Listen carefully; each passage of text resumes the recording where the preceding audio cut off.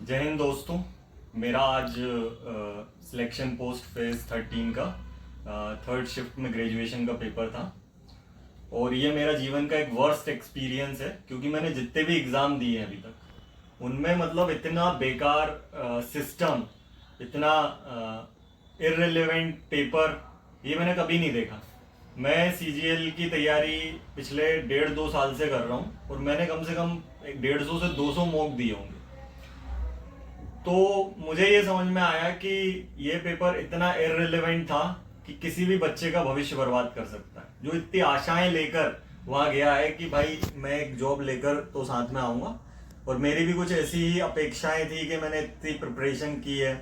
मेरा last mock जिसमें मेरे 175 आए थे, तो मुझे लगा कि डेफिनेटली मैं अच्छा करके आऊँगा। But because of irrelevancy in paper, technical issues some, मेरे साथ तो इतना नहीं हुआ लेकिन कुछ स्टूडेंट्स ने बताया। तो मैं आज आपको पूरा एनालिसिस और इसका ओवरव्यू बताऊंगा कि ये शिफ्ट कैसी रही है और ये नया जो टेंडर दिया गया है डीक्यूटी को, ये कितना कितना खतरनाक है बच्चों के लिए, कितना भविष्य खिलवाड़ कर सकता है। जैसे कि हमारा सीजीएल का भी पेपर आने वाला है, तो उस हिसाब से आप इसको ध्यान में रखिएगा। थर्ड शिफ्ट का जब मैं सेंटर पहुंचा तो पहली बात तो उनका प्रोसेस इतना स्लो था चेकिंग का कि उन्होंने जब अंदर लिया बच्चों को तो उनकी फिंगरप्रिंट नहीं चल रही, टेक्निकल इश्यूज हो रहे हैं, फिंगरप्रिंट 3-3 4-4 बार रखवा रहे हैं बच्चों से। तो मैं आपसे कहूंगा कि कम से कम सेंटर पे 2 घंटे पहले जाएं। इसलिए उनने 2 घंटे पहले का टाइम दिया क्योंकि उनको भी पता है कि उनके जो रिसोर्सेज हैं वो काफी नहीं है इतनी बड़ी एक एग्जाम लेने के लिए। तो आपसे मैं यही कहूंगा कि थोड़ा पहले जाएं, 2 घंटे कम से कम पहले। बट जब मेरा सब हो गया और मैं अपनी सीट पे बैठा तो मुझे लगा कि बाकी एग्जाम जो भी मैंने आज तक दिए हैं वैसे काउंट डाउन चलेगा कि भाई इतने मिनट बाद पेपर आपका स्टार्ट होने वाला है वगैरह वगैरह। मैंने लॉग इन किया, कोई कोई उस पर डिजिटल वॉच नहीं, कुछ भी नहीं। अब डायरेक्ट आपका पेपर स्टार्ट होगा, आपको पता ही नहीं है कब हो जाएगा। मुझे लगा कि कोई इंस्ट्रक्ट करेगा कि पेपर चालू होने वाला है, लेकिन अपने आप पेपर चालू हुआ और मैं उस समय मेडिटेशन कर रहा था। और मुझे जब मैंने अपनी आंखें खोली तो मुझे पता चला 2 मिनट निकल चुके थे मेरे पेपर के। तो आपको वहां कुछ भी ये डिजिटल वॉच नहीं दिखाई देगी। आप ध्यान रखना, आपका पेपर कभी भी शुरू हो सकता है, तो आप स्क्रीन पे ध्यान देना। ये बहुत बड़ा, इससे मेरे को घबराहट होने लगी कि यार पेपर करना है जल्दी। फिर मैंने जब रीजनिंग देखी तो इतनी इररिलेवेंट रीजनिंग, कुछ भी पूछा जा रहा है, मतलब कुछ भी।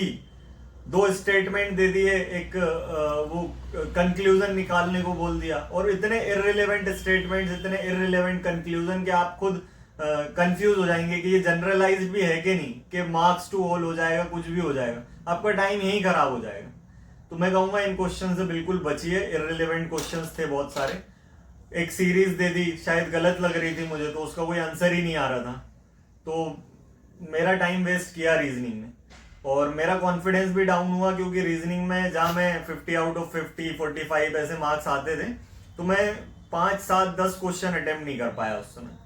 मैं जब नेक्स्ट उस पर गया तो जब मैं इंग्लिश पे गया तो मुझे पता चला कि इंग्लिश में क्लोज टेस्ट तो है ही नहीं। एक पेसेज दिया था बस, क्लोज टेस्ट था ही नहीं। और लगभग 8 से 10 क्वेश्चन एक्टिव पैसिव वॉइस के, और उनमें भी जो ऑप्शंस वो भी इतने इररिलेवेंट कि आपको एक परफेक्ट ऑप्शन तो मिलेगा ही नहीं। मतलब आपको 4 इररिलेवेंट में से लीस्ट इररिलेवेंट ऑप्शन सिलेक्ट करना है।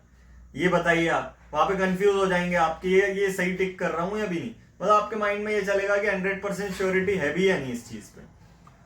और इंग्लिश का तो बाकी तो सब ठीक था, बट थोड़ा ऑप्शंस इररिलेवेंट थे एक्टिव पैसिव वॉइस के।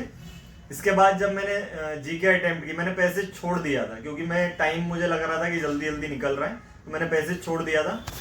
बाद में जब मैं इस पे पहुंचा, जनरल अवेयरनेस पे, तो मेरे मतलब काफी रिसेंट के क्वेश्चन थे, करंट अफेयर्स रिसेंट का था, तो क्वेश्चंस बन रहे थे क्योंकि मैंने पढ़ा हुआ था।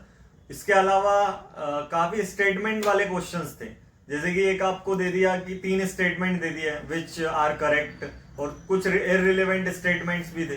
बाकी स्टेटमेंट वाले क्वेश्चंस मुझे थोड़े ट्रिकी लगे, कि गलत हो सकते हैं, कंफ्यूजन्स हुई, इस वजह से रीजनिंग ने ज़्यादा टाइम ले लिया, टाइम टेकिंग बन गई रीजनिंग, सॉरी जनरल अवेयरनेस मेरे लिए।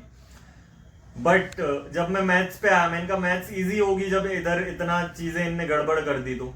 लेकिन पता चला कि मैथ्स में भी ऐसे क्वेश्चन आए जो अभी तक मैंने 100-150 मॉक दिए, उनमें क्वेश्चन ही नहीं था, स्टैंडर्ड डिविएशन वगैरह वगैरह।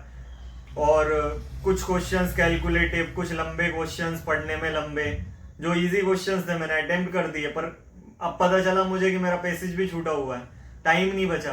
तो मैं पैसेज पे गया वापस, मैंने पैसेज अटेम्प्ट किया, और मैथ्स में मेरे काफ़ी क्वेश्चंस छूट गए because of means lack of time, और बोल सकते हैं कि क्वेश्चंस थोड़े ऐसे भी थे जो जैसे स्टैंडर्ड डिविएशन और प्रोबेबिलिटी पे आपको क्वेश्चन आ गए थे जो आपने कभी देखे नहीं होंगे। तो थोड़ा मैं बोलूँगा कि इतना इररिलेवेंसी नहीं होनी चाहिए थी पेपर में।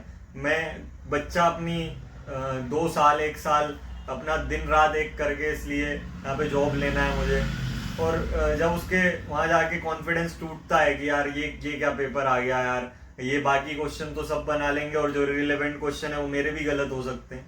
तो आई सजेस्ट यू पीपल कि आप बहुत स्मार्टली टाइम मैनेज करें अपने पेपर में।